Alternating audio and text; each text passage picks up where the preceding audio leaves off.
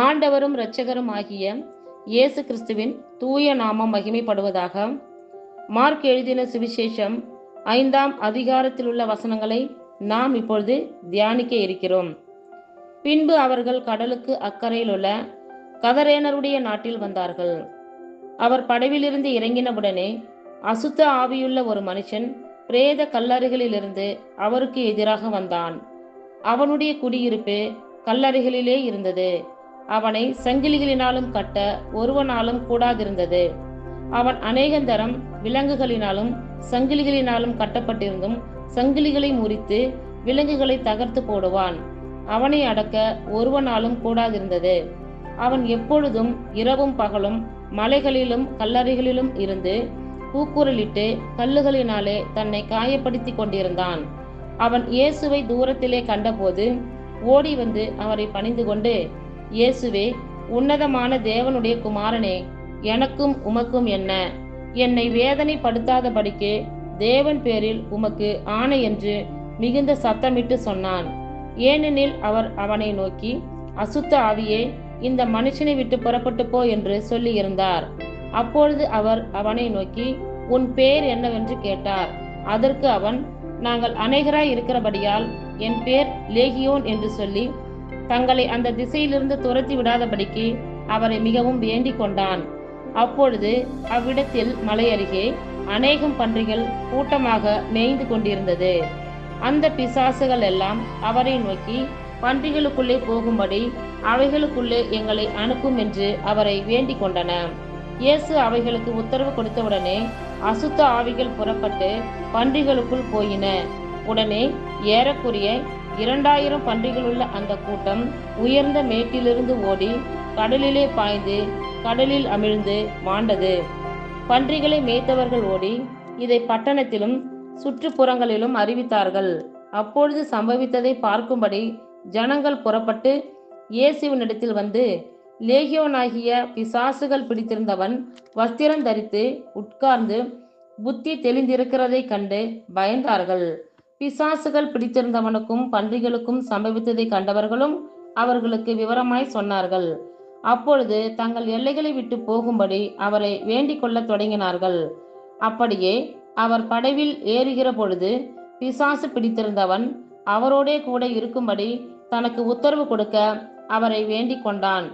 இயேசு அவனுக்கு உத்தரவு கொடாமல், நீ உன் இனத்தாரிடத்தில் உன் வீட்டிற்கு போய் கர்த்தர் உனக்கு இறங்கி உனக்கு செய்தவைகளை எல்லாம் அவர்களுக்கு அறிவி என்று சொன்னார். அந்தபடி அவன் போய் இயேசு தனக்கு செய்தவைகளை எல்லாம் தெக்கபோலி என்னும் நாட்டில் பிரசித்தம் பண்ண தொடங்கினான். எல்லாரும் ஆச்சரியப்பட்டார்கள்.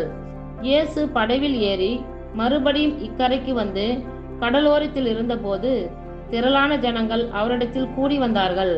அப்பொழுது ஜெப ஆலய தலைவரில் ஒருவனாகிய யவீரு என்பவன் வந்து அவரை கண்டவுடனே அவர் பாதத்திலே விழுந்து, என் குமாரத்தி மரண அவஸ்தைப்படுகிறாள். அவள் ஆரோக்கியம் அடையும்படிக்கு நீர் வந்து அவள் மேல் உமது கைகளை வையும், அப்பொழுது பிழைப்பாள் என்று அவரை மிகவும் வேண்டிக் கொண்டான். அவர் அவனோடே கூட போனார். திரளான ஜனங்கள் அவருக்கு பின் சென்று அவரை நெருக்கினார்கள்.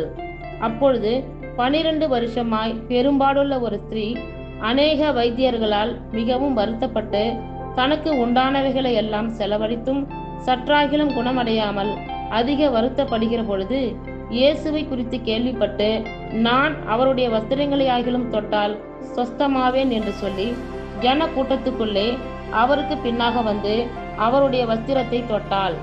உடனே அவளுடைய உதிரத்தின் ஊரல் நின்று போயிற்று. அந்த வேதனை நீங்கி ஆரோக்கியம் அடைந்ததை அவள் தன் சரீரத்தில் உணர்ந்தாள். உடனே இயேசு தம்மிலிருந்து வல்லமை புறப்பட்டதை தமக்குள் அறிந்து ஜன கூட்டத்துக்குள்ளே திரும்பி, என் வஸ்திரங்களை தொட்டது யார் என்று கேட்டார். அவருடைய சீஷர்கள் அவரை நோக்கி, திரளான ஜனங்கள் உம்மை நெருக்கிக் கொண்டிருக்கிறதை நீர் கண்டும் என்னை தொட்டது யார் என்று கேட்கிறீரே என்றார்கள். இதை செய்தவளை காணும்படிக்கு அவர் சுற்றிலும் பார்த்தார். தன்னிடத்திலே சம்பவித்ததை அறிந்த அந்த ஸ்திரீயானவள் பயந்து நடுங்கி அவர் முன்பாக வந்து விழுந்து உண்மையை எல்லாம் அவருக்கு சொன்னாள். அவர் அவளை பார்த்து, மகளே, உன் விசுவாசம் உன்னை ரட்சித்தது. நீ சமாதானத்தோடே போய் உன் வேதனை நீங்கி சுகமாயிரு என்றார். அவர் இப்படி பேசிக் கொண்டிருக்கையில் ஜெப ஆலய தலைவனுடைய வீட்டிலிருந்து சிலர் வந்து, உம்முடைய குமாரத்தி மரித்து போனாள், இனி ஏன் போதகரை வருத்தப்படுத்துகிறீர் என்றார்கள். அவர்கள் சொன்ன வார்த்தையை இயேசு கேட்டவுடனே ஜெப ஆலய தலைவனை நோக்கி, பயப்படாதே, விசுவாசம் உள்ளவனாயிரு என்று சொல்லி பேதுருவையும் யாக்கோபையும் யாக்கோபின் சகோதரன் யோவானையும் தவிர வேறு ஒருவரும் தம்மோடே வருகிறதற்கு இடங்கொடாமல் ஜெப ஆலய தலைவனுடைய வீட்டிலே வந்து சந்தடியையும் மிகவும் அழுது புலம்புகிறவர்களையும் கண்டு உள்ளே பிரவேசித்து, நீங்கள் சந்தடி பண்ணி அழுகிறதென்ன? பிள்ளை மரிக்கவில்லை, நித்திரையாய் இருக்கிறாள் என்றார். அதற்காக அவரை பார்த்து நகைத்தார்கள். எல்லாரையும் அவர் வெளியே போக பண்ணி பிள்ளையின் தகப்பனையும் தாயையும் தம்மோடே வந்தவர்களையும் அழைத்து கொண்டு பிள்ளை இருந்த இடத்தில் பிரவேசித்து பிள்ளையின் கையை பிடித்து தலித் தாகுமி என்றார். அதற்கு சிறு பெண்ணே எழுந்திரு என்று உனக்கு சொல்லுகிறேன் என்று அர்த்தமாம். உடனே சிறு பெண் எழுந்து நடந்தாள். அவள் 12 வயதுள்ளவளாய் இருந்தாள். அவர்கள் மிகுந்த ஆச்சரியப்பட்டு பிரமித்தார்கள். அதை ஒருவருக்கும் அறிவியாதபடி அவர்களுக்கு உறுதியாக கட்டளையிட்டு அவளுக்கு ஆகாரம் கொடுக்கும்படி சொன்னார். இத்துடன் 5ஆம் அதிகாரத்தில் உள்ள வசனங்கள் நிறைவுற்றிற்று. கர்த்தர் தாமே நம் எல்லோரையும் ஆசீர்வதிப்பாராக. ஆமென்.